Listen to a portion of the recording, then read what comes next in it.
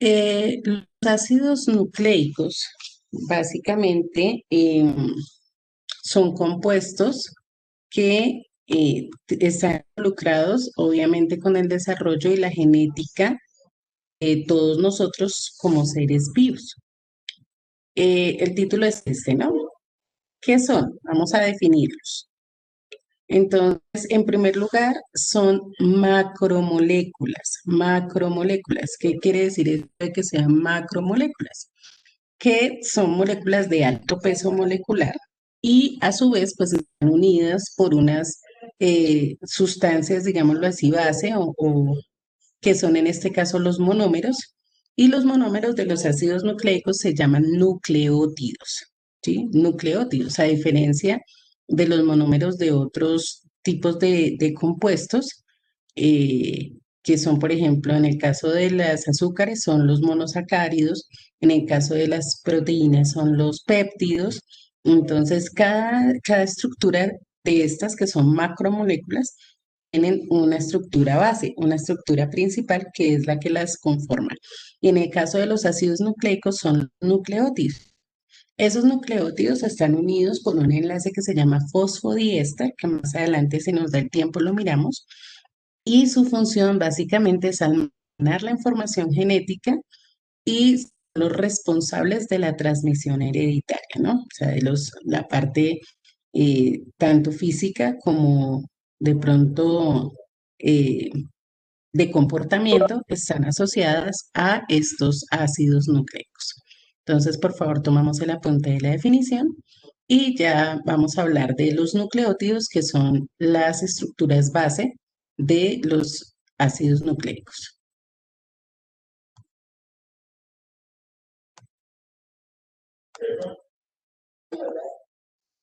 Bueno, continuamos. Vamos a hablar entonces de la composición o la conformación de los nucleótidos. Los nucleótidos, como se los dije, son las unidades moleculares o monoméras de los ácidos nucleicos y están compuestos de tres partes, digámoslo así, tres tipos de estructuras. Por un lado, tenemos una estructura que es una azúcar pentosa. ¿Qué significará eso que sea pentosa?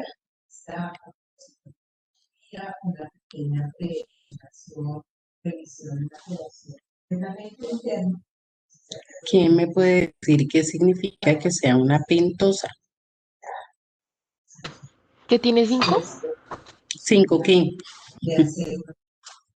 carbonos? Muy bien, Sofía, cinco carbonos. Es un azúcar de cinco carbonos. Entonces es una pentosa, tiene un grupo fosfato y tiene una base nitrogenada. Las bases nitrogenadas son cinco, dos de ellas púricas, tres pirimidínicas, que ahorita ya vamos a mirar a qué nos referimos con eso de púrica y pirimidínica. Entonces tenemos cinco bases nitrogenadas. Cada nucleótido solo tiene una. ¿Sí? Solo tiene una base nitrogenada, pero pues puede ser cualquiera de esas cinco para los nucleótidos, ¿ok? Entonces tomamos el mapa conceptual y ya vamos a explicar esas funciones que tienen y a revisar la estructura de un núcleo.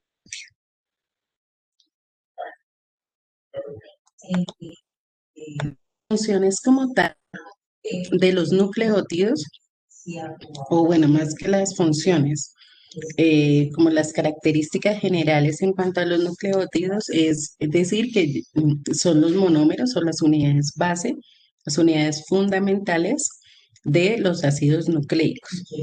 Un ácido nucleico es la unión de nucleótidos, eso es básicamente. Se une entonces de manera covalente. Recuerden que el enlace covalente es aquel donde se comparten los electrones. Una molécula de pentosa, una base nitrogenada y el grupo fosfato. Y se clasifican en dos, los ribonucleótidos y los desoxirribonucleótidos, que dan lugar específicamente a cada uno de los tipos de ácidos, ¿no? El ARN y el ADN. Aquí tenemos entonces la estructura de un nucleótido. Entonces, por un lado, una base nitrogenada, en este caso es la timina, La que tenemos aquí es una base nitrogenada. Esa base nitrogenada se une por un enlace glucosídico, que ya lo vimos cuando hablamos de los azúcares. Se une por un enlace glucosídico al azúcar, justamente a la pentosa.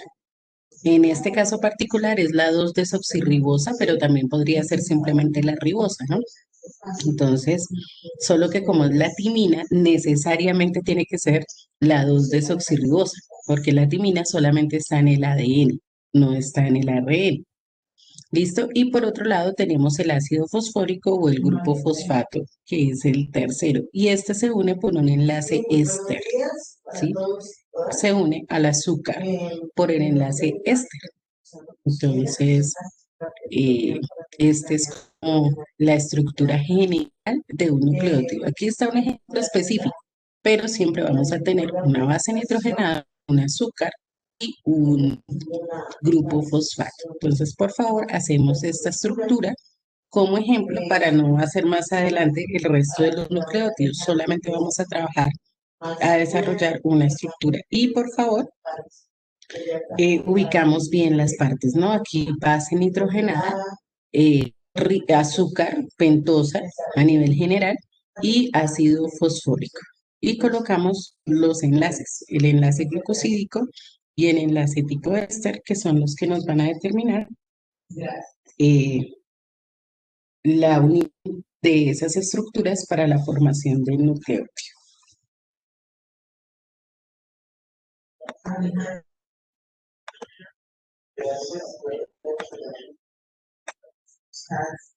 Bueno, vamos a mirar entonces las funciones y las características de cada una de las partes de estos nucleótidos, revisando pues obviamente también su clasificación, ya la habíamos mencionado.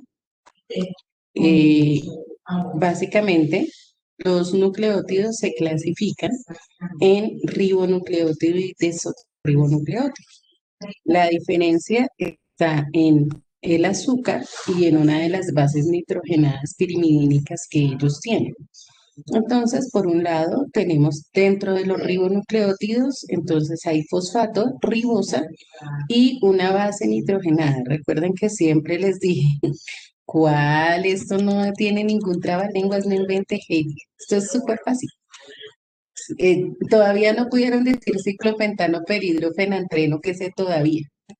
No hemos podido con ese. Pero ribonucleótido no, eso es fácil. Bueno, entonces, eh, estos son los monómeros, entonces tenemos el grupo fosfato, tenemos la ribosa, que recuerden que es la pentosa, el azúcar pentosa, y una base nitrogenada, que puede ser adenina, guanina, citosina o uracilo para el ácido ribonucleico o el ribonucleótido, ¿no? Porque aquí solamente estamos hablando de la estructura interna, que es la básica. Y para el desoxirribonucleótido, entonces tenemos el fosfato, la desoxirribosa y una base nitrogenada, ¿sí? En este caso, la base puede ser adenina, guanina, citosina, igual que en el nucleótido, o timina, ¿sí? Y ahí es donde está la diferencia entre uno y otro. El uracilo corresponde al ribonucleótido, la timina corresponde al desoxirribonucleótido.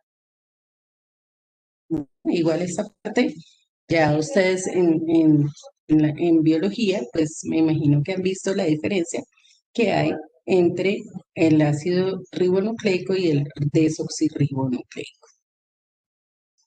Profe, eso no está como en el ADN o algo así, como en la guanina, la Claro, adenina. exacto, justamente ellos son los componentes, por eso les decía, son las bases de los ácidos nucleicos y los ácidos nucleicos son el ARN y el ADN. Entonces, el ARN está formado por ribonucleótidos y el ADN por desoxirribonucleótidos.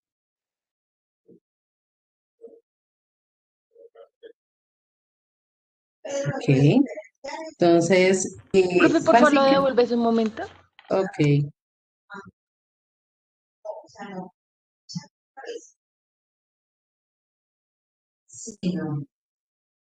¿Me ayudas para avanzar entonces?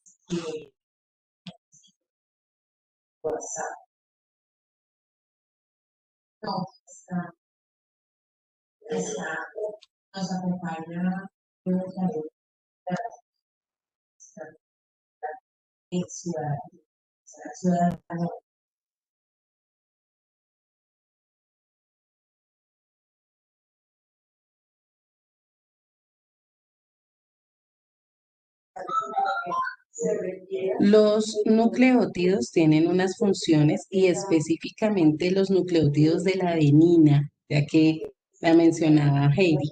Los nucleótidos de la adenina tienen tres funciones y básicamente ¿cuáles son esos? La, el adenosin monofosfato, el adenosin difosfato y el adenosin trifosfato son nucleótidos también, ¿cierto? En el caso de la primera función a nivel general de todos los nucleótidos es estructural, es decir, la conformación del ADN y el ARN, como les había dicho inicialmente, son los monómeros, son las estructuras base para dar lugar a la conformación del ADN y el ARN. En segundo lugar, el adenosín monofosfato o AMP es el nucleótido que se forma a partir de la hidrólisis del ATP y es un mensajero químico, ¿sí? Entonces, él se encarga de estar como en los procesos de la conformación de otras moléculas. Y a nivel energético, tenemos, ustedes lo vieron en la mayoría de las reacciones del metabolismo, el ADP y el ATP. El ADP, que es el adenosindifosfato, contiene dos grupos fosfato y recuerden que los grupos fosfato, lo mencionamos en el metabolismo, tienen una alta energía. Esa alta energía es la que permite, pues obviamente, realizar los procesos eh, que se dan en el metabolismo, ¿no? Tanto a nivel de catabolismo como de anabolismo, lo que sucede ahí es la desfosforilación y la fosforilación para almacenar energía y para eliminar energía, ¿no? O sea, para liberar y para gastar, por decirlo de alguna manera.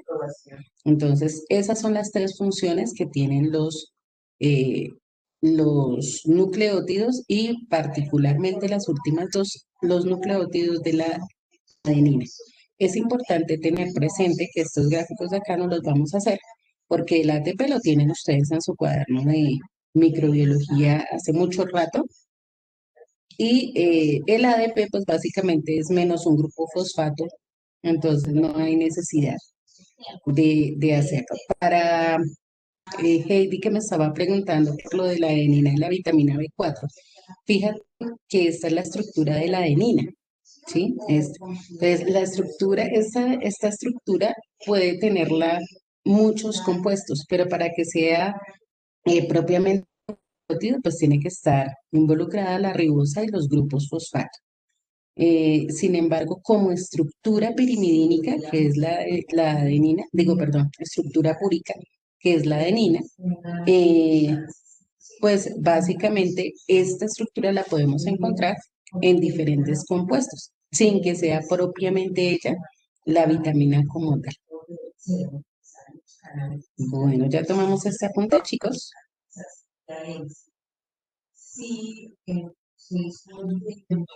Nos toca agilizar un poquito para alcanzar a ver las funciones de de los tres componentes de los nucleótidos. Entonces, continuamos. Empezamos por el ácido fosfórico. No es necesaria la estructura, ya ustedes la tienen en el nucleótido completo, pero sí es muy importante que tengamos el apunte de las funciones. ¿De qué se encarga el ácido fosfórico? ¿Cuál es la función del ácido fosfórico en un nucleótido? Es el que une a los nucleótidos, ¿sí? Une eh, la, la, la unión de nucleótidos se hace a través de un enlace que se llama fosfodiéster. Y justamente el ácido fosfórico es el que se encarga de hacer esa unión, o sea, es el lado por el cual se generan las uniones de los nucleótidos para formar los ácidos nucleicos. También es el que le da el carácter ácido a los ácidos nucleicos, ¿sí? Esta estructura es la que le da ese carácter ácido y le permite unirse también a sustancias de carácter básico. Recuerden que los ácidos y las bases siempre reaccionan para neutralizarse. Les otorga basofilia. ¿Qué es basofilia? Pues que sean, eh, ¿cómo les explico yo? Que sean como afines, esa es la palabra, que sean afines a las bases, ¿sí? Por eso se llama basofilia, que sean afines a las bases, que se puedan unir a ellas. Y obviamente es vital en la polimerización de nucleótidos. Si no tenemos el ácido fosfórico, no es posible la unión de nucleótidos y por lo tanto no tendríamos ácidos nucleicos. Entonces, él es la base fundamental para la unión de los nucleótidos y la formación de los ácidos nucleicos. Listo, ya tenemos el apunte, podemos avanzar.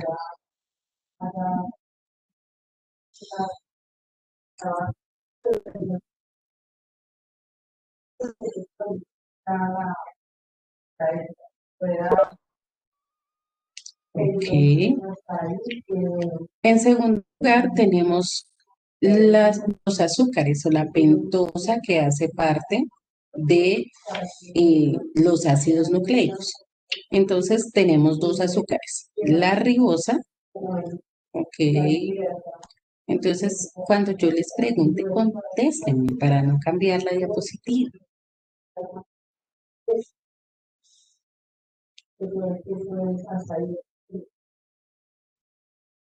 El ácido fosfórico es dañino para el calcio. Bueno, puede que se genere una reacción allí, pero en este caso son grupos fosfato, no es ácido como tal, sino está unido al nucleótido, entonces digamos que no va a generar ningún daño.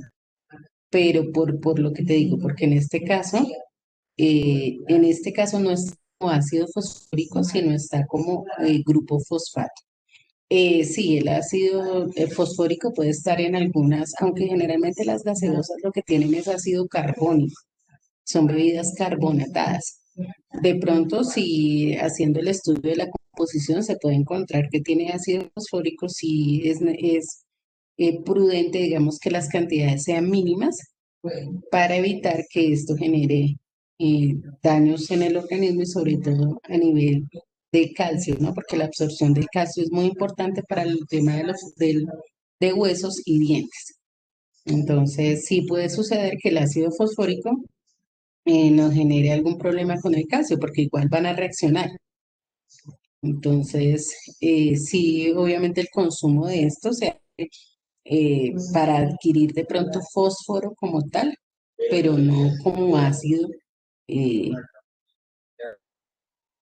no como ácido, porque sí puede tener reacciones que no favorezcan al organismo. Bueno, les hablaba de la ribosa. Entonces, la pentosa, digamos, puede ser ribosa o desoxirribosa. Creo que ahí se puede ver claramente por qué nombre, ¿sí? Me puede decir, de acuerdo a esas estructuras, por qué ribosa y más bien por qué 2-desoxirribosa.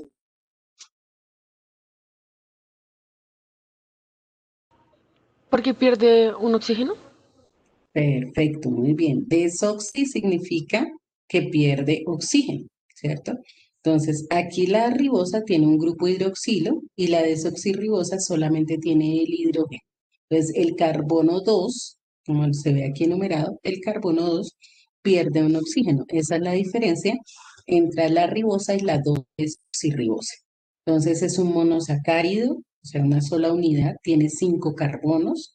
Ya mencionamos que la ribosa es para el ARN, la desoxirribosa para el ADN. Los carbonos 3 y 5 son los carbonos que se utilizan para unirse al ácido fosfórico, para unirse al grupo fosfato. Se puede unir a partir del carbono 3 o a partir del carbono 5. Y en el carbono 1 se unen a la base nitrogenada, cualquiera de las 5 bases nitrogenadas que hay. Entonces, esos son los carbonos en los cuales se genera la unión. Y adicional a eso podemos anexar que la desoxirribosa pierde un oxígeno en el carbono 2. para tener clara la diferencia entre la ribosa y la desoxirribosa.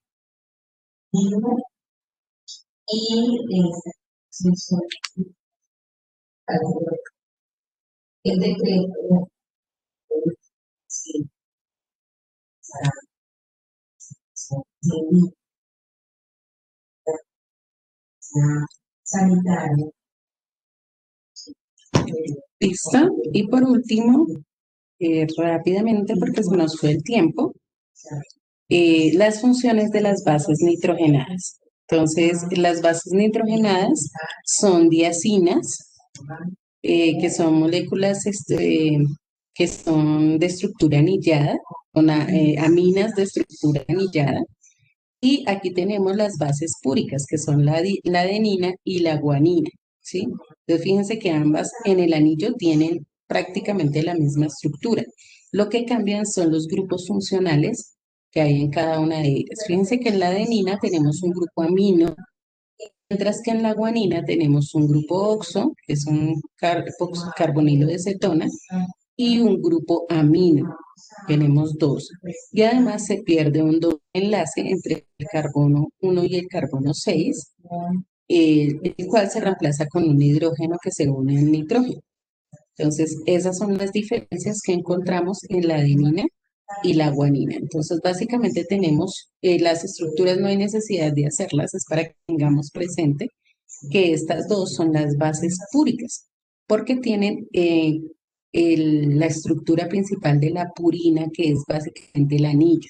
¿Sí? El anillo es la estructura de la purina y se diferencian en los grupos funcionales que las acompañan. Las bases púricas están formadas por dos anillos que son heterocíclicos. Recuerden que los compuestos heterocíclicos son aquellos que en el anillo tienen átomos diferentes al carbono. Y por último, tenemos las bases que son pirimidínicas, que son bases nitrogenadas pirimidínicas, que tienen un solo anillo, ¿sí? Fíjense que solamente tienen un anillo. También es heterocíclico. En el caso de la citosina tenemos grupo amino y grupo oxo. En el caso de la timina tenemos dos grupos oxo y un grupo metil. Y en el caso del uracilo solo tenemos grupos hidroxilo. Entonces, si ustedes se dan cuenta, la base es la misma, por el nombre, ¿no? La base es la pirimidina y lo que cambian son los grupos funcionales que dan lugar a la estructura. Bueno, chicos, entonces con esta parte hemos finalizado la temática de química por este año. Espero haberles contribuido en algo a su aprendizaje, que algo de esto lo puedan aplicar en su prueba saber y los que tengan más adelante, pues, que ver algo con química en sus carreras, pues también les pueda servir. Nos vemos ahora más tarde en la clase de micro, pero para ya dar por finalizadas las clases de este año y no los molesto más. Bueno, entonces los quiero mucho, chicos. Cuídense, nos vemos ahorita a la 1:30. Chao a todos. Chao, profe. Chao, juiciosos.